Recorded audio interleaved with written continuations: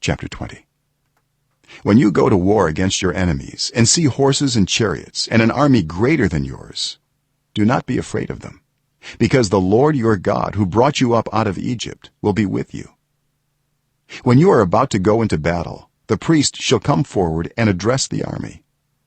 He shall say, "Hear, Israel, today you are going into battle against your enemies. Do not be faint-hearted or afraid. Do not panic or be terrified by them. For the Lord your God is the one who goes with you to fight for you against your enemies, to give you victory."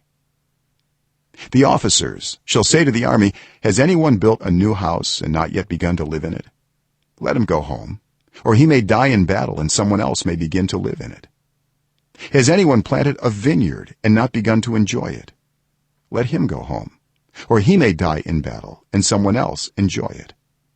Has anyone become pledged to a woman and not married her?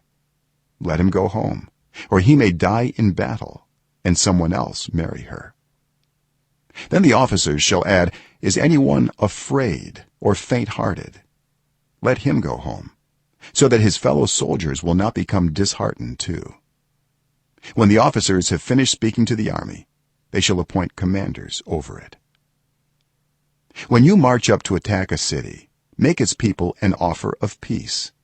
If they accept and open their gates, all the people in it shall be subject to forced labor and shall work for you. If they refuse to make peace and they engage you in battle, lay siege to that city. When the Lord your God delivers it into your hand, put to the sword all the men in it. As for the women, the children, the livestock, and everything else in the city, you may take these as plunder for yourselves, and you may use the plunder the Lord your God gives you from your enemies. This is how you are to treat all the cities that are at a distance from you and do not belong to the nations nearby. However, in the cities of the nations the Lord your God is giving you as an inheritance, do not leave alive anything that breathes. Completely destroy them: the Hittites, Amorites, Canaanites, Perizzites, Hivites, and Jebusites, as the Lord your God has commanded you. Otherwise, they will teach you to follow all the detestable things they do in worshiping their gods, and you will sin against the Lord your God. When you lay siege to a city for a long time, fighting against it to capture it, do not destroy its trees by putting an axe to them, because you can eat their fruit. Do not cut them down.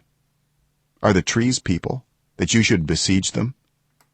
However, you may cut down trees that you know are not fruit trees and use them to build siege works until the city at war with you falls.